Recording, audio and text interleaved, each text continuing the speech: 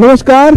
जनमंच के आज इस कार्यक्रम में हम लखनऊ में हैं और लखनऊ का ये 1090 चौराहा है। जैसे कहा जाता है कि शामे अवध सुबह बनारस, तो ये लखनऊ की एक खूबसूरत शाम है। इस शाम को देखिए, हालांकि आचार संहिता लग चुकी है और धारा 144 पूरे प्रदेश में लागू है। कोविड प्रोटोकॉल के तहत इस कार्यक्रम को हम कर रहे हैं। कोविड प्रोटोकॉल का पूरा ध्यान रखा जा रहा है। जनमंच के इस कार्यक्रम में आज हम एक अनोखा प्रयोग करने जा रहे हैं। अनोखा प्रयोग इसलिए कर रहे हैं कि अभी तक हम इसमें नेताओं, विधायकों को या मंत्रियों को या उनके समर्थकों को लेते थे, लेकिन आज हमने तय किया है कि जो तमाम उत्तर प्रदेश सरकार के कर्मचारी संगठन हैं उनको हमने इस डिबेट में शामिल किया है। साथ ही साथ पिछले लगभग 200 दिनों से भी अधिक धरने पे बैठे 69,000 जो शिक्षक अभ्यर्थी हैं, पीड़ित हैं, आरक्षण पीड़ित हैं, उनको भी इस डिबेट में हमने शामिल किया है। और आप देखिए तो ये पूरा पैनल हमारे साथ है। हमारे साथ सुशील कश्यप जी हैं, 69,000 पीड़ित अभ्यर्थी हैं, यानी कि अपनी मांगों को लेकर लगातार 200 दिनों से भी ज्यादा समय से ये लगातार संघर्षरत हैं। विजय कुमार बंधु जी हैं, प्रदेश अध्यक्ष अटेवा के, हालांकि आए नहीं हैं, उनकी जगह पर राजेश जी भी हैं। अगर वो आते हैं तो वो फिर ज्वाइन करेंगे। रामेंद्र श्रीवास्तव जी हैं, पंचायती राज ग्रामीण सफाई कर्मचारी एसोसिएशन के अध्यक्ष हैं। इस संगठन की भी लगातार कई मांगे रही हैं जिसको लेकर संघर्ष संगठन करता रहा है। अशोक सिंह जी हैं, प्रधान महासचिव हैं चिकित्सा एवं स्वास्थ्य महासंघ से। तो सबसे पहला सवाल तो आपसे ही अशोक जी कि आप तो फ्रंट लाइन वर्कर हैं। बूस्टर डोज की बात अभी सरकार ने कही है, आज ही से शुरू हुई है, लगवा भी लिया। चलिए, बहुत धन्यवाद आपको।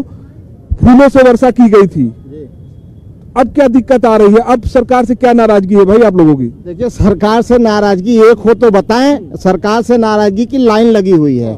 सबसे पहली बात, जब 2020 से हम लोग का डीए रोका गया, आज 1.5 साल हो गया। 20 जुलाई 2021 में हम लोग का डीए दिया गया, उसके बीच का हमें कोई पैसा नहीं दिया गया। माननीय मुख्यमंत्री जी बहुत बढ़िया काम कर रहे थे। उन्होंने हम लोग को कहा सारे चिकित्सा स्वास्थ्य विभाग के कर्मचारियों को 25% हम उनके डीए का अतिरिक्त देंगे, खुश होके। आज किसी कर्मचारी को नहीं मिला। इसका मतलब कि मुख्यमंत्री जी घोषणा करते हैं, उनके अधिकारी उनको गुमराह करके हमारा कोई एक पैसा नहीं मिला। हम लोग तो शर्मिंदा होते हैं। मेरे साथ के अन्य कर्मचारी कहते हैं, भाई साहब चिकित्सा स्वास्थ्य विभाग में तो बहुत बढ़िया आप लोग को 25% वेतन का अलग से डीए मिला है। हमने कहा भाई साहब वो केवल अखबार में मिला है और सड़क चौराहे पे जो होल्डिंग लगी उसमें मिला है, हमारे जेब में किसी के नहीं आया है। सरकार झूठ बोल रही है, इसका मतलब? अब इसमें हम कहें या आपको हम इससे पहले बता चुके, इसका मतलब क्या? एकदम 100% माननीय मुख्यमंत्री जी के आदेशों की अवहेलना। अशोक जी, अब तो चुनाव आ गया है, वो भी मांगे मानी जा रही है जो पिछले 3-4 सालों में नहीं मानी गई थी। तमाम ऐसे आदेश है जो सरकार की तरफ से पारित किए गए अभी नए।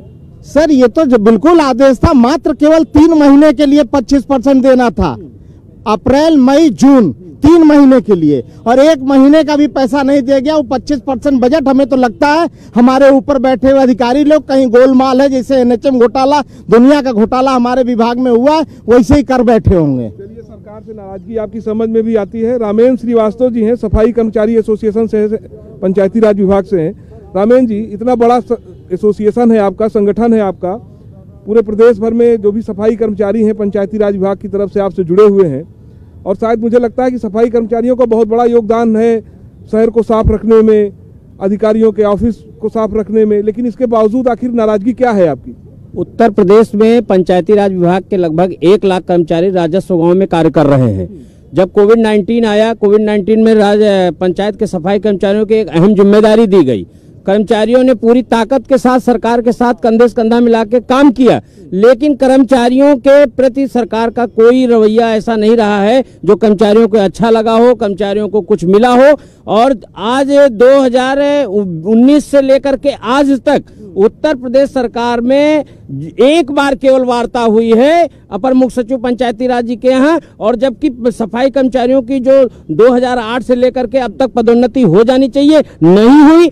और इस गवर्नमेंट में कार्मिक विभाग की संतुष्टि हो गई, वित्त की हो गई, लेकिन सरकार ने नहीं किया कि सफाई कर्मचारियों ने अपनी जान जोखिम में। आपकी बात, आप लोगों की बात, संगठन की बात मुख्यमंत्री तक पहुंची या अधिकारियों की बीच ही घूम के रह गई। नहीं, हम लोग लगातार माननीय मुख्यमंत्री जी से अपना अनुरोध करते रहे, लेकिन माननीय मुख्यमंत्री जी के यहाँ से कोई हमारा ऐसा कोई संदेश नहीं आया कि आपको बुलाया जा रहा है। लेकिन ये भी तो हो सकता है कि मुख्यमंत्री जी तक आपकी बात ही न पहुंची हो। नहीं, हमने लगातार माननीय मंत्री जी को लगातार हम लोग कहते रहे। माननीय मंत्री जी केवल 3 शब्द ही कहते रहे, देखते हैं, कराते हैं, ठीक है। इसके सिवा माननीय मंत्री जी का कोई हम लोगों के प्रति नहीं आया और एक भी कर्मचारी को सम्मानित नहीं किया गया उत्तर प्रदेश सरकार के द्वारा पंचायत के सफाई कर्मचारियों को, जबकि हमारे कम से कम 150 सफाई कर्मचारी लगभग कोरोना काल में इस दुनिया में नहीं है, शहीद हो गए, लेकिन एक भी प्रकार का कोई उनको इस तरह का लाभ नहीं दिया गया और ना ही सफाई कर्मचारियों को कोई ऐसा प्रोत्साहन राशि दी गई, ना कोई मनोबल बढ़ाया गया। समझिए और देखिए कि 1 लाख कर्मचारियों का संगठन है जिसमें तमाम ऐसे कर्मचारी थे, सफाई कर्मचारी थे जो कोरोना की वजह से जिनकी डेथ हुई, उनको भी कोई किसी तरह का कोई लाभ नहीं मिला है। तो सरकार को ये सोचना चाहिए, नहीं तो इसका बड़ा नुकसान भी है क्योंकि चुनाव है। विजय जी, आप लोग पुरानी पेंशन स्कीम बहाली को लेकर लगातार संघर्ष कर रहे हैं। पिछले दिनों हम लोगों ने देखा कि आप लोगों ने धरना प्रदर्शन किया, ज्ञापन दिया और लगातार दे रहे हैं, तमाम पॉलिटिकल पार्टियों से संपर्क में हैं। तो क्या वजह है कि कहां से, किसी राजनीतिक दल से आपको आश्वासन मिला, सरकार से आश्वासन मिला कुछ? देखिए, बड़ा दुर्भाग्यपूर्ण है कि इस देश की जो सरकारें हैं बहुत संवेदनहीन हो गई हैं। बड़ी जिम्मेदारी के साथ मैं कहना चाहता हूं। और चुनाव का मतलब होता है, लोकतंत्र का मतलब चुनाव बना दिया है। चुनाव जीतना और हारना ही लोकतंत्र का मतलब है, जबकि लोकतंत्र का मतलब होता है लोक कल्याणकारी राज्य के लिए। और लोक कल्याणकारी राज्य में पुरानी पेंशन व्यवस्था संविधान में लिखा हुआ, बाबा साहब ने लिख के रखा है। हमारे लिए बाबा साहब संविधान में लिख के गए हैं, नेताओं के लिए बाबा साहब ने पेंशन नहीं लिखा है। वेतन और भत्ता तो रखा है, लेकिन दुर्भाग्यपूर्ण है कि नेताओं ने अपनी पेंशन ले लिया। 1 नहीं, 2 नहीं, 3 नहीं, 4 पेंशन लिया जब मैंने आरटीआई से पता लगाया, और कर्मचारियों के लिए कहा जा रहा है भार है। ये दुर्भाग्यपूर्ण है, जो हमारी सामाजिक सुरक्षा है उसको भार बताया जा रहा है। और अगर संविधान को आप देखें तो उसमें वेलफेयर स्टेट की बात की जाती है। वेलफेयर स्टेट को बिजनेस स्टेट बनाया जा रहा है। हम वर्तमान मुख्यमंत्री साहब, निवर्तमान मुख्यमंत्री कहूंगा, अब वर्तमान भी कहना ठीक नहीं, निवर्तमान मुख्यमंत्री कहना ठीक रहेगा। उन्होंने एक पत्र लिखा था, शानदार लिखा था, हमारे पक्ष में लिखा था कि शिक्षकों, कर्मचारियों को पुरानी पेंशन मिलनी चाहिए और देश के लिए बहुत जरूरी है। माननीय मनमोहन सिंह प्रधानमंत्री भारत सरकार तत्कालीन, आज 5 साल भी, ये पत्र योगी जी ने लिखा जब सांसद थे। योगी साहब जब लोकसभा सांसद गोरखपुर थे तो हमारे सम्मान में, हमारी प्रतिष्ठा में 13 लाख उत्तर प्रदेश के कर्मचारियों के हित में उन्होंने लिखा। और आज 5 साल बीत गए, अगर एक बार भी उस पत्र को देख लेते तो जिस मठ से निकल के आए हैं उनके लिए तो मैं मुख्यमंत्री से एक ही बात कहना चाहता हूं, रघुकुल रीति सदा चली आई, प्राण जाए पर वचन जाए, वो वचन कहां है? योगी जी बताएं इस बात को। और सवाल पूछा जाएगा, सवाल से बच नहीं सकते। दूसरा एक बात आपसे कहना चाहता हूं, ये कहते हैं कि हमारी सरकार जो केंद्र करेगी वो राज्य करेगी। एक आदेश आपके सामने मैं रखा हूं, ये आदेश केंद्र सरकार ने 17 फरवरी 2020 को कर दिया है। ये ऐसे लोग हैं जो विसंगति से छूट गए थे पेंशन से, उनको इस सरकार ने, केंद्र सरकार ने जारी कर दिया, लेकिन उत्तर प्रदेश सरकार को इसको भी जारी करने का फुर्सत नहीं है और बोला जाता है डबल इंजन की सरकार। विजय जी, ये बताइए कि सरकार सरकारी नौकरियों से तो लोगों को हटा के मैन पावर के थ्रू आदमियों को रख रही है। तमाम ऑफिसों में हम लोग देखते हैं, लगातार आप भी देख रहे होंगे। सरकार कह रही है उसके पास पैसा नहीं है, तो ये भार, अतिरिक्त भार तो हुआ, कहाँ से लाएगी पैसा सरकार? बहुत अच्छा सवाल आपने पूछा, मैं आपको लिए धन्यवाद देना चाहता हूं। जब इस देश का प्रधानमंत्री 16,000 करोड़ का चार्टर प्लेन खरीदता है तो हम अपनी पुरानी पेंशन की बात करेंगे। जब इस देश में 20,000 करोड़ का नया संसद भवन बनता है तो हम अपने वेतन, अपने रोजगार की बात करेंगे। और ये बात अगर नहीं समझ में आ रही मुख्यमंत्री और प्रधानमंत्री को तो इस देश का नौजवान है, ये सवाल पूछेगा और करेगा। और जो संस्थाओं का निजीकरण कर रहे हैं, निजीकरण क्यों कर रहे हो आप? पार्लियामेंट का निजीकरण कर दो। मैं जानता हूं आपको सरकारी व्यवस्था चाहिए, सरकारी नौकर चाहिए, सरकारी डॉक्टर चाहिए, सरकारी आवास चाहिए, सरकारी भत्ता चाहिए, सरकारी प्लेन, सरकारी ट्रेन, सरकारी सब चाहिए, लेकिन और लोगों को सरकारी नौकरी नहीं चाहिए। ये सवाल माननीय मुख्यमंत्री और प्रधानमंत्री से है और ये चुनाव में ये नौजवान पूछेगा और इसका जवाब भी दिया जाएगा। जवाब मिलना भी चाहिए। लोकतंत्र की यही खूबसूरती है कि जो भी नेता है उनको लोगों का जवाब देना चाहिए, पब्लिक का जवाब देना चाहिए। सुशील जी हैं और लगातार, जैसे मैंने बताया सुशील, कि आप लोग 200 से भी ज़्यादा 205 दिन से लगातार धरने पे बैठे हैं। ये जो 69,000 आरक्षण पीड़ित अभ्यर्थी हैं और लगातार हम देख रहे हैं आप लोग भारतीय जनता पार्टी कार्यालय के सामने भी धरना करते हैं, मंत्री के आवास चले जाते हैं, उसका घेराव करते हैं, विधानसभा का घेराव करते हैं। आखिर सरकार क्यों नहीं मान रही है? सरकार को क्या दिक्कत आ रही है? कुछ बताया होगा आपको जब आपने ज्ञापन दिया, मंत्रियों से मुलाकात हुई, तो उनका तर्क क्या है, सरकार का तर्क क्या है? देखिए, माननीय सूबे के मुख्यमंत्री जी की सरपरस्ती में 69,000 शिक्षक भर्ती का जो घोटाला किया गया है, ये मध्य प्रदेश के व्यापम के घोटाले से कई हजार गुना बड़ा घोटाला है। इसमें कई हजार परिवार तबाह हुए हैं। इसमें 15,961 ओबीसी परिवार और 3137 दलित परिवार के मेधावी अभ्यर्थियों का गला घोट दिया गया। इस बात को सुशील कश्यप या कोई प्रतियोगी छात्र नहीं कह रहा। इस बात की मोहर राष्ट्रीय पिछड़ा वर्ग आयोग भारत सरकार दिल्ली में लगाई है कि इस 69,000 शिक्षक भर्ती में मेधावी अभ्यर्थियों का गला घोटा गया। हम लोग सरकार और शासन में बैठे मंत्री, विधायक, अफसरों से मिलता रहा, निवेदन करता रहा कि इसमें इतने बड़े पैमाने पर घोटाला हुआ है, आप हमारे साथ न्याय करें। ये लोग मानने अभी मुख्यमंत्री ने कहा है, शायद कोई मीटिंग हुई, अपने सुना भी, हम लोगों ने खबर पड़ी कि तकरीबन 6800 अभ्यर्थियों को वो शामिल कर रहे हैं इसमें। तो अब समस्या क्या है? 6800 शामिल हो रहे हैं तो आगे और हो जाएंगे? नहीं, देखिए, कब हो जाएंगे? आचार संहिता लग गई, चुनाव होने जा रहा है, किसकी सरकार बनेगी, कौन आएगा, कौन मुख्यमंत्री होगा, ये जब ये सरकार में थे जितना घोटाला हुआ था उसका पर्दाफाश करते हुए या उसको न्याय संगत हम लोगों को न्याय करते। 15,961 ओबीसी, 3132 इनको जोड़ के लगभग 19,000 हमको सीटें चाहिए थी। 6800 दे करके हम लोगों को बरगलाना चाहते हैं। हम लोगों को ये चाहते हैं कि ये लोग 6800 दे देंगे, झुंझुना पकड़ के घूमेंगे और हमको इस 22 के विधानसभा चुनाव में हमको वोट करेंगे। लेकिन हर एक प्रतियोगी छात्र ने संकल्प लेकर के 205 दिनों से 22 जून से हम लोग लगातार इको गार्डन में भूखे प्यासे, सर्दी गर्मी बरसात में तड़पते रहे। लेकिन ये दमनकारी सरकार, गूंगी बहरी सरकार, गरीब नौजवान विरोधी सरकार हम लोगों की आवाज सुनने तक नहीं आई। हम लोग सड़कों पर तड़पते रहे, मार खाते रहे, पुलिस हमको लाठियों से मारती रही, अपमानित करती रही। लेकिन सबका साथ सबका विकास करने वाली उत्तर प्रदेश की भारतीय जनता पार्टी की सरकार ने जिस प्रकार से दलित और पिछड़ों का हक छीना है, ये आने वाले उत्तर प्रदेश की 22 की विधानसभा चुनाव में उत्तर प्रदेश से अगर हम युवाओं ने इनका सुपड़ा साफ नहीं किया तो ये संकल्प लेकर के हम लोग यहाँ से गए हैं। कल जो आचार संहिता लगने के बाद हम लोगों ने संकल्प लेकर के यहाँ से गए हैं। हमारे सारे साथी उत्तर प्रदेश के 403 विधानसभाओं में जा रहे हैं। दलित, पिछड़ा, सबल सभी वर्गों में जाकर के ये बात बता रहे हैं कि प्रतियोगी छात्रों का किस प्रकार से उत्तर प्रदेश की भारतीय जनता पार्टी की सरकार ने गला घोटा है। चाहे वो 97,000 नए शिक्षक भर्ती का मामला रहा हो, 22,000 से सीटें जोड़ने का मामला रहा हो, चाहे 12,407 शिक्षकों के नियुक्ति का मामला रहा हो, और भी तमाम जो मुद्दे रहा हो, किसी को भी इसने सॉल्व नहीं किया है। सब खून के आंसू रोते हुए लखनऊ की धरती से 205 दिनों के बाद अपने घरों को गए हुए हैं। आपके चैनल के माध्यम से बता दें, सूबे के मुख्यमंत्री जी, आपकी पुनरावृत्ति आजीवन उत्तर प्रदेश में अब होने वाली नहीं है। हम लोगों की नाराजगी है, मुझे लगता है सरकारों को सुननी चाहिए। सरकार, हालांकि अभी तो उत्तर प्रदेश के मुख्यमंत्री योगी आदित्यनाथ जी हैं और लगातार जिस तरह से लोग बता रहे हैं, पीड़ित हैं कि संघर्ष कर रहे हैं, सरकार को सुनना चाहिए। इस बात को लेकर कर्मचारी, जो सरकारी कर्मचारी संगठन, इसको लेकर एक छोटी सी रिपोर्ट देखिए। रिपोर्ट के बाद हम वापस आते हैं, फिर तमाम और लोग हैं उनसे भी बात करेंगे, अपनी अपनी बात लेकर लोग आए हुए हैं। लेकिन सबसे पहले रिपोर्ट देखिए।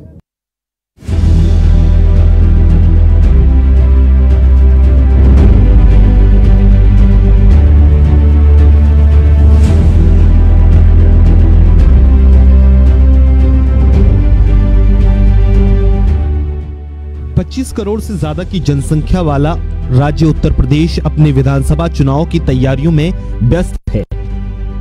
लेकिन इस चुनाव में वोट डालकर अपने प्रतिनिधि को कुर्सी पर बिठाने का काम जनता करती है और फिर अगले 5 साल यही जनता इंतजार करती है कि उनके द्वारा चुनी हुई सरकार सर्व समाज के विकास के लिए प्रयासरत रहे। लेकिन दिक्कतें, परेशानियां यहीं से शुरू होती हैं। नतीजा स्वास्थ्य कर्मचारी से लेकर शिक्षक तक और सफाई कर्मचारी से लेकर पेंशनर तक हर कोई अपनी मांग को लेकर मुखर हो रहा है। पंचायती राज सफाई कर्मचारी संघ स्वास्थ्य संगठन, जिसमें प्रदेश भर के स्वास्थ्य कर्मी सम्मिलित हैं, 69,000 शिक्षक भर्ती अभ्यर्थी, साथ ही all teachers employ welfare association से जुड़े लोग अपनी मांगों को सरकार के समक्ष रख रहे हैं कि उनकी तरफ भी ध्यान दिया जाए। फिर चाहे वो 2001 में बंद हुई पेंशन की बहाली की मांग हो या फिर 69,000 शिक्षक अभ्यर्थियों की दोबारा काउंसलिंग की, साथ ही सफाई कर्मचारी और स्वास्थ्य कर्मियों को बूस्टर डोज लगने की बात हो, इन सब मांगों को लेकर तमाम संगठन अपनी अपनी बात रख रहे हैं। Bureau report, JK24/7 news. तो इस रिपोर्ट को दिखाने का ये भी एक मकसद था कि आप समझिए कि पीड़ा बड़ी है। वो चाहे 69,000 शिक्षक हो, शिक्षक भर्ती घोटाला का मामला हो, या फिर अटेवा का मामला हो, या फिर जो तमाम सरकारी कर्मचारी संगठन है उनका मामला हो। देखिए कुछ छात्र भी हमारे साथ हैं। अच्छा, आप लोग भी 69,000 वाले से हैं, तो आपकी क्या मांग है? सर, मेरा नाम उमेश मिश्रा। हम लोग ये मांग कर रहे हैं, जो सुप्रीम कोर्ट ने आदेश दिया था 1,37,000 वैकेंसी का, वो सुप्रीम कोर्ट के आदेश का पालन करे और सरकार जो है ये 2 भर्तियों, क्रमागत भर्तियों में 1,37,000 वैकेंसी की है, वो सभी वर्गों से फुल करे। और सरकार जो है ये चीज नहीं कर रही है। अब आप लोग धरने पे भी बैठे हैं। हम सर, हमारी एक बहन शिखा पाल है, आज 6 महीने से पानी की टंकी पे बैठी हुई है। इतनी उनकी हालत खराब हो गई, सर्वाइकल हो गया, सर में उनको पैरों से चल नहीं पा रही। आज 6 महीने से पानी की टंकी पे इतनी सी कम जगह में वो बैठी थी। बस हमारी मांग यही थी कि 1,37,000 के जितने भी समस्त पद रिक्त हैं उन्हें हम 69,000 सुपर टेट पास अभ्यर्थियों से भरा जाए, क्योंकि गवर्नमेंट ने जो कट ऑफ रखा था उससे हम लोगों ने कहीं ज्यादा नंबर लाए। उन्होंने 90-97 कट ऑफ रखा था। हमारे जितने भाई यहाँ अभ्यर्थी हैं सबके 100+ मार्क्स हैं। इनके अधिकारियों से जब हम लोग मिलने जाते थे तो कहते थे बेटा आपका काम हो रहा है, आप लोग धीरज रहिए, आपका कार्य प्रगति पे, हमें आपकी हित की चिंता है। आज जब हमारे भाई लोग उनके पास जाते हैं कि सर आपने हमारा काम किया, तो पूछते हैं कि क्या तुम सरकार के दामाद हो जो तुम्हें मैं बताऊं कि तुम्हारी सीटें मैंने क्यों नहीं जोड़ी या तुम्हारी मांगे मैंने पूरी नहीं की? तुम सरकार के, योगी सरकार के दामाद हो तुम? किस अधिकारी ने बोला? सब प्रमुख सचिव दीपक कुमार कहते हैं ये बात, आप सोच लीजिए। उनकी लैंग्वेज ये थी। हमारे एक भैया गए थे उनसे मिलने, तो उन्होंने यही कहा सरकार के दामाद हो तो तुम्हें हम बताएं कि चुनावी माहौल में लाभ लेना चाहते हो, कनपट्टी पे बंदूक रख के काम करवाओगे तुम लोग, इस तरह से। सर, उन लोगों ने कहा नहीं कि इससे पहले आप लोग क्या कर रहे थे? सर, हम लोग जब भी जाते थे तो केवल कमेटी बोलते थे, कमेटी बन गई है, आप लोगों का कार्य जो है चल रहा है, बस यही आश्वासन मिलता रहता था। हम लोगों का मांग ये था कि 1,37,500 पद इनिशिएट किए गए थे और भोला प्रसाद शुक्ला का ऑर्डर था कि उसको 6 मंथ्स में से कंप्लीट कर लेना है। सरकार ने ऐसा किया नहीं था और हम लोग जो है लगातार 7 महीने से हम लोग जो है इसी मांग को लेकर के शिक्षा निदेशालय में धरना दे रहे थे। और हमारी एक बहन शिखा पाल जो है पानी की टंकी पे जो है कंटिन्यू 6 महीने चढ़ी रही, लेकिन सरकार के कान में जूं तक नहीं रहेंगी। ये बात छोटी नहीं है, ये बात मामूली नहीं है। इस बात को समझना चाहिए कि किस पीड़ा से ये अभ्यर्थी गुजर रहे हैं और कितना संघर्ष कर रहे हैं।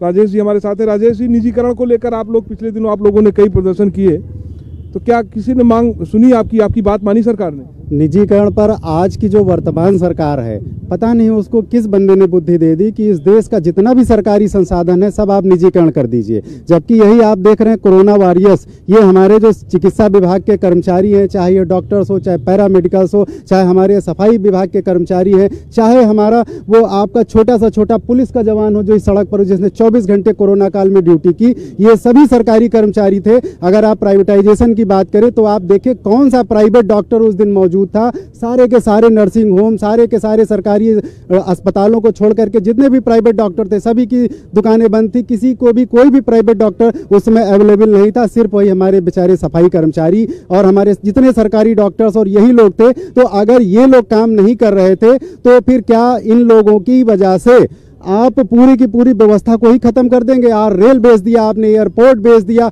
आप देख लीजिए जो रेलवे जहां 10 रुपए का प्लेटफॉर्म का टिकट था वो आज 50 रुपए का है। अगर कोई आदमी चारबाग स्टेशन पर अपने किसी भी व्यक्ति को लेने जाएगा तो 10 के बजाय वो 50 रुपए सिर्फ इसलिए देगा क्योंकि उसको सिर्फ अंदर जाना है, उसको वहां रिसीव करना है। तो मुझे नहीं लगता है कि प्राइवेटाइजेशन से इस देश का कोई भी भला होने वाला है, क्योंकि 1 रुपए के पर्चे पर आज सारे सरकारी अस्पतालों में दवाएं उपलब्ध हैं। और अभी मैं खुद स्वयं बीमार हुआ तो जब मैंने अपनी एक जांच कराई तो वो जांच 900 रुपए की थी। सोचिए आम आदमी जो सड़क वाला आदमी है वो 1 रुपए में सारे सरकारी अस्पतालों में अपना इलाज कराता था। तो ये इस देश का समाधान नहीं है। हम माना कि इंडिया है ये बहुत तेजी से तरक्की कर रहा है, पर हम अमेरिका नहीं है। अमेरिका में बहुत सी चीजें होती होंगी। तो ये भी कहते हैं हम पेट्रोल 100 रुपए का डला लेंगे लेकिन हम राष्ट्रवाद बने रहेंगे, राष्ट्रवादी बने रहेंगे। नहीं, लोग तो ये कह रहे हैं कि हम पेट्रोल डला लेंगे, राष्ट्रवाद जरूर करेंगे। राष्ट्रवादी होना अच्छी बात है, लेकिन वही पैरामेडिकल्स के जो हमारे जवान हैं, जो इस देश की हमारी जो है जितनी भी बॉर्डर्स हैं जिन पर वो खड़े हुए हैं, आर्मी के जवानों के साथ कंधे से कंधा मिला करके उनको पुरानी पेंशन नहीं दे रहे हैं, तो क्या यही राष्ट्रवाद है? अगर आप में राष्ट्रवाद है तो इन BSF के जवानों, CRPF के जवानों की पुरानी पेंशन बहाल कीजिए। और भी बहुत सारे लोग हैं हमारे साथ, कुछ लोग जुड़े हुए हैं। जी बताइए, आप कहाँ से आए हैं आप लोग? हम लोग बनारस से आए हैं। अच्छा, यहाँ लखनऊ घूमने आए हैं? नहीं, हाँ, लखनऊ घूमने आए हैं। अच्छा, तो चुनाव होने वाला है, क्या कैसे देख रहे हैं चुनाव को? चुनाव तो सत्ता परिवर्तन की तरफ आगे बढ़ रहा है। चुनाव, आप लोग यूथ हैं, कुछ नौकरी वोकरी कहीं करते होंगे, पढ़ाई वढ़ाई की होगी कुछ? पढ़ाई तो हमने तो कर ली, लेकिन हमारे जो जूनियर जितने निकले उन्होंने तो कॉलेज का मुंह तक नहीं देखा। 2 साल से कॉलेज बंद है और चुनाव हो रहे हैं लगातार कोविड का बहाना बना के। तो पहले तो सरकार बेरोजगार कर रही थी, रोजगार नहीं दे रही थी। अब सबसे बड़ा कुठाराघात, सरकार तो कह रही कि उसने 4.5 लाख लोगों को नौकरियां दी हैं, सरकारी नौकरियां दी हैं। देखिए सरकार, इनका वही हाल है, तुम्हारी फाइलों में गांव का मौसम गुलाबी है, आंकड़े झूठे हैं, दावा किताबी है। तो कहने का आदम गोंडवी की लाइनें सटीक बैठती हैं कि रोजी रोटी, रोजगार, शिक्षा, चिकित्सा को लेकर के इन्होंने कोई काम नहीं किया है। ये सरकार जो है पूरी तरीके से फेल सरकार है। केवल लुजमा दिया है, केवल जो है जुमला दिया है, केवल झूठा प्रचार किया है। एयरपोर्ट से लेके सड़कों तक का दावा है भाई, मुख्यमंत्री जी का, सरकार का दावा है कि उसने बहुत विकास का काम किया है। इतना विकास उसकी इसके पहली सरकारों में नहीं था। देखिए विकास, मैंने कहा ना, प्रचार में दमदार। प्रधानमंत्री जी जिस एयरपोर्ट का उद्घाटन करने जाते हैं, दूसरे दिन निजीकरण की खबर छपती है अखबारों में। तो निजीकरण कर रहे हैं, अपने उद्योगपति मित्रों को वो बेचने, सरकारी संसाधनों को बेचने का काम कर रहे हैं, सार्वजनिक उपक्रमों को बेचने का काम कर रहे हैं, निजीकरण करने का काम कर रहे हैं। वो तो आम नौजवानों की जो नौकरियां हैं उसको खत्म करने का काम कर रहे हैं, उसको उद्योगपतियों को हाथों में सौंपने का काम कर रहे हैं। ठीक है, अच्छा आप लोग तो अटेवा से है ना? ठीक है, तो आप लोग तो लगातार बहुत दिन से संघर्ष कर रहे हैं। हालांकि आपके अध्यक्ष जी से बात हुई, लेकिन आप भी बताइए कि आप लोग और भी अन्य जिलों के लोगों से बात होती होगी जो टीचर्स हैं या राज्य कर्मचारी हैं, तो क्या आप लोग इस पूरे मुद्दे को कैसे देखते हैं? आपको लगता है कि इस चुनाव में ये मुद्दा बनेगा आपका और जो तमाम राजनीतिक दल हैं इसको अपने एजेंडे में शामिल करेंगे? बिल्कुल बिल्कुल सर, हमारा ये मुद्दा जो है चुनाव में बिल्कुल बहुत बड़ा मुद्दा बनने जा रहा है और हम लोग लगातार संघर्ष करते जा रहे हैं। जैसा कि आपको भी पता होगा कि माननीय योगी जी ने जब सांसद थे तो उन्होंने पत्र लिखा था और इधर 4.5 सालों में उस पत्र के पर एक नज़र नहीं डाली और उस पत्र को लेकर जितनी बार मिलने का प्रयास किया गया, उन्होंने सीधे डपट के कहा कि तुमको सैलरी मिलती है ना, तुमको पेंशन की क्या जरूरत है। और मैं उन योगी साहब से पूछना चाहता हूं कि आप वहां से सांसद थे, उसका भी पेंशन ले रहे हैं, यहाँ वेतनमान ले रहे हैं और आगे फिर पेंशन लेंगे और आगे की फिर से तैयारी कर रहे हैं। क्या ये जो 60 साल सरकारी सेवा में नौकरी करता है, क्या उसको पेंशन, कर्मचारियों को पेंशन मिले या तो जो मिल रही है नेताओं को पेंशन वो बंद हो? देखिए सरकारी नौकरी जो कर रहे हैं उनको पेंशन की अति आवश्यकता है। वो 60 साल देश की सेवा करते हैं, उनको मिले या बंद हो, क्योंकि वो करोड़पति लोग हैं। लेकिन ये मध्यम वर्गीय और किसान के घर का बेटा है, वो बुढ़ापे में कहाँ जाएगा? इसको मिलना चाहिए, बिल्कुल मिलना चाहिए। मैं इस बात का समर्थन। और अगर चूंकि सरकार है और बात नहीं सुन रही है तो युवा ने बिल्कुल मूड बना लिया है। कर्मचारी मोड़ पर आ गया है कि जो पेंशन की बात करता है हम लोग उसी की ओर जाएंगे। ठीक है, अच्छा अमर सिंह जी हैं, अमर सिंह जी के पास चलते हैं। अशोक सिंह जी, माफ कीजिएगा। अशोक जी, भाई फूलों की वर्षा हुई, पूरा देश, पूरा प्रदेश आप लोगों का सम्मान करता है, तो उस सम्मान से संतुष्ट हो जाइए ना। भैया हमें सम्मान नहीं चाहिए, वो फूल कहीं गिरा, हमसे क्या लेना देना। उस फूल में जितना तेल खर्चा हुआ होगा वही तेल तो मेरा 1.5 साल का डीए खा गया। हमने नहीं कहा था फूल बरसाओ, ना हमने कहा था मेरा डीए काटो। हमारा डीए तुमने क्यों काटा? देश आजाद हुआ जब से किसी को तनख्वाह मिलती थी, कोई एक कर्मचारी बता दे देश में एक से एक अकाल आए हैं, कोई यही कोरोना नहीं आया है। कभी नहीं किसी का डीए रोका गया, महंगाई भत्ता रोका गया, तुमने बिना पूछे काटा। यही तो उत्तर प्रदेश में एक और देखिए, यहाँ कहा जा रहा परिवार कल्याण भत्ता कट गया हम लोग का। हम लोग को सिटी अलाउंस मिलता था वो कट गया, केवल इसी सरकार में काटा गया। किस लिए काट रहे हो? हमारे पूरे अस्पतालों में आधा कर्मचारी प्राइवेट हो गया है, सब प्राइवेटाइजेशन ले आके भर दिया गया है। जिस समय कोरोना शुरू हुआ था, आपसे हम बता दें, आप भी हो गए उस समय थे धरती पे, पुलिस, नगर निगम, चिकित्सा, स्वास्थ्य, डाकघर, रोडवेज, ये क्या सरकारी नहीं थे? सारे सरकारी थे, वही काम कर रहे थे, इवन दैट रेल। आज आपने सबको बेचने का खेल कर दिया। अब की मान लो दोबारा आ गया कुछ, तो कहां से लाओगे सरकारी? कोरोना तो अभी आ ही गया, चल रहा है ना, आ गया। लेकिन हमारे मुख्य सचिव महोदय ने तो कहा है, कल ही अखबार में आज छपा है कि ये कुछ नहीं तो नॉर्मल सा सर्दी जुकाम है, लेकिन WHO कह रहा है बड़ी भयंकर बीमारी है, 10 लाख लोग को ले जाएगी। तो कथनी करनी में जो जिसका काम है वही करे तो ज्यादा बेहतर है। ये डॉक्टरों का काम है। WHO एक वर्ल्ड की सबसे बड़ी ऑर्गेनाइजेशन, उसको करना चाहिए। आपने देख लिया, ना लहास जलाने को लकड़ी मिली, ना लहास धोने दफनाने को कफन मिला। उस प्रदेश में हम रह रहे हैं और यहाँ क्या दिया आपने? कोई हम नर्सिंग संपर्क से हैं, हम चिकित्सा स्वास्थ्य विभाग में नर्सिंग संवर्ग से हैं। 10,000 का मेरा कैडर है। 3,500 नर्सेस पूरे प्रदेश का कार्य की हैं। हमारे यहाँ बाकी सारे 6,500 पद खाली थे। 2017 में अखिलेश जी के समय में भर्ती हुई थी, उसके बाद अब भर्ती हो रही है, अभी प्रक्रियाधीन है। ये सरकार जाते जाते शायद भर्ती हो पाएगी। तो कहाँ क्या करें हम? उस दशा में हमारे सैकड़ों लोग मर गए, सबको नहीं मिला है। ये कहा गया जो कोविड के दौरान ड्यूटी पे था उसी को मिलेगा, जो 50 लाख का ऐलान हुआ था।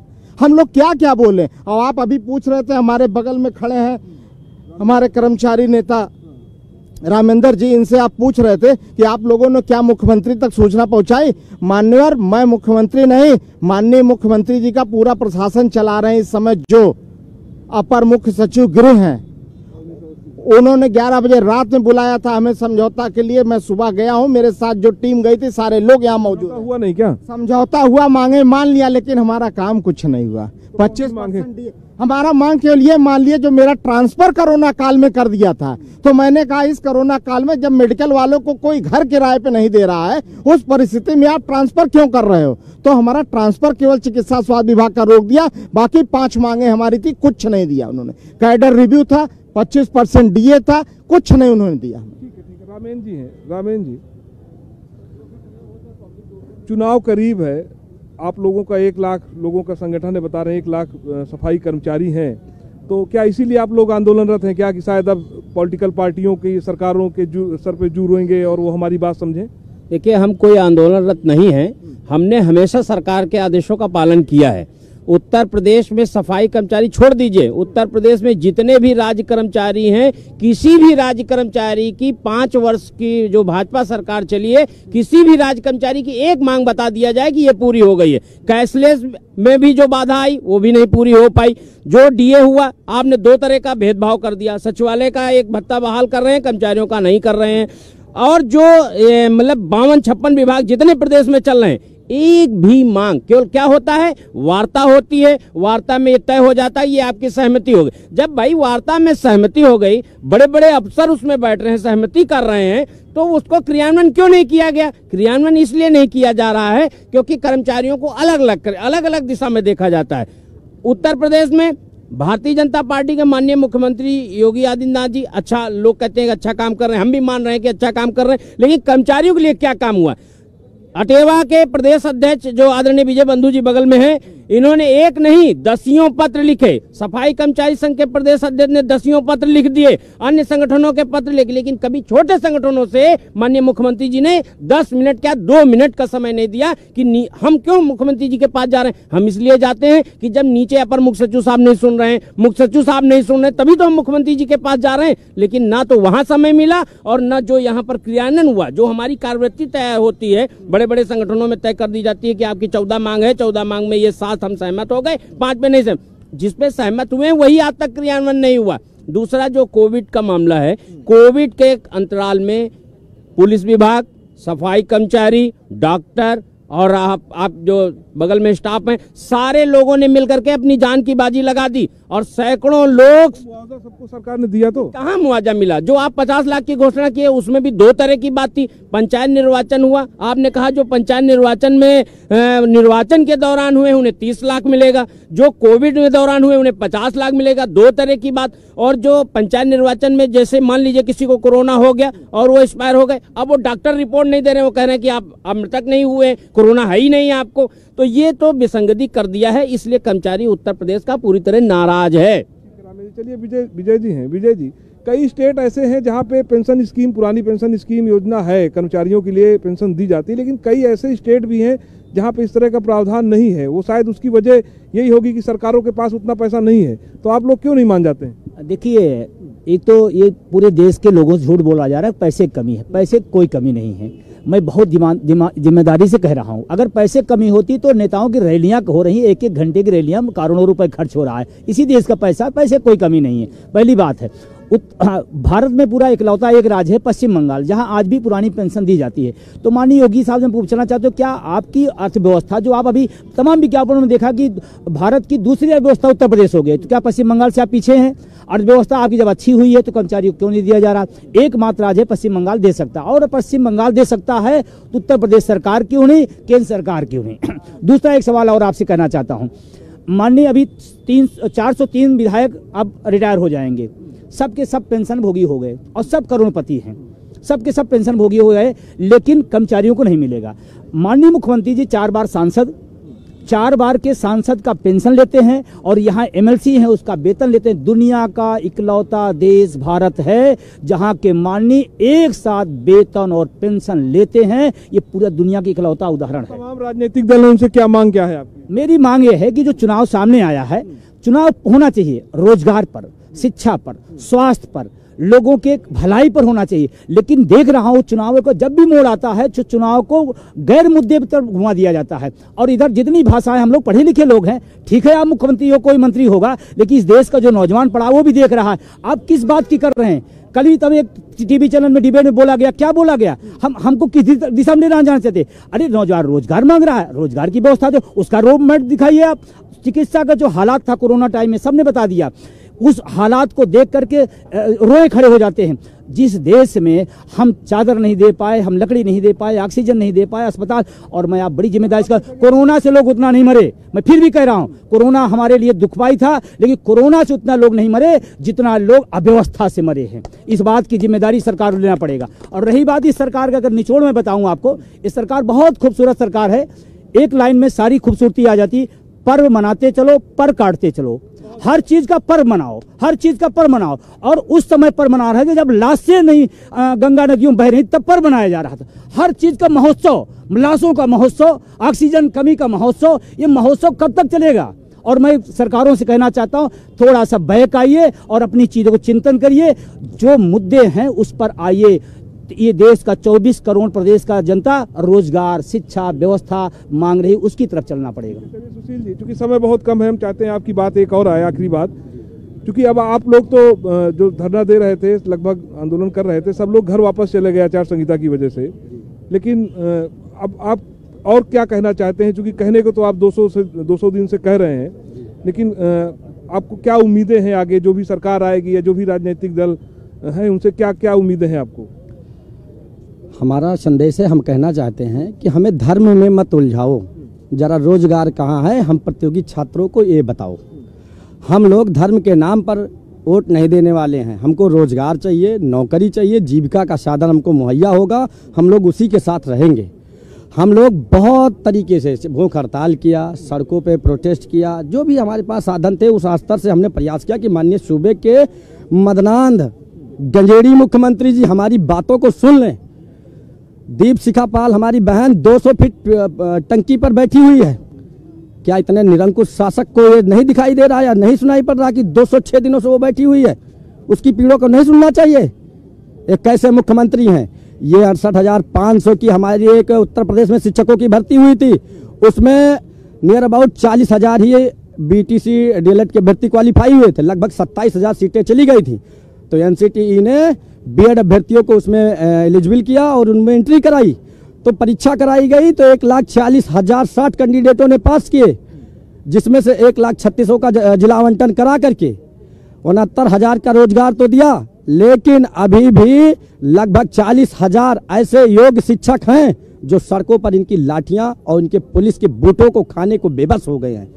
ये एक एक प्रतियोगी छात्र, चाहे वो जिस वर्ग से आता होगा, ये भी समय का इंतजार कर रहा है। जो ही अपने बूथों पर पहुंचेगा, इनके बूथ अध्यक्षों को वही बूथों से मार करके इनको गोरखपुर पहुंचाने का काम करेगा। देखिए, ये लोग हैं और ये पीड़ित हैं, सच में पीड़ित हैं, और लगातार जिस तरह से आपने देखा और जिस तरह से आप इनकी बात सुन रहे थे, लोकतंत्र है, उनकी आवाज़ भी, इनकी बात भी सामने आनी चाहिए। और हम लगातार यही कोशिश करते हैं कि जो भी प्रदेश में चाहे सरकारी कर्मचारी संगठन हो या फिर अन्य लोग हों जो कहीं ना कहीं से परेशान हैं, पीड़ित हैं, हम उनकी आवाज़ जरूर उठाएं। नमस्कार।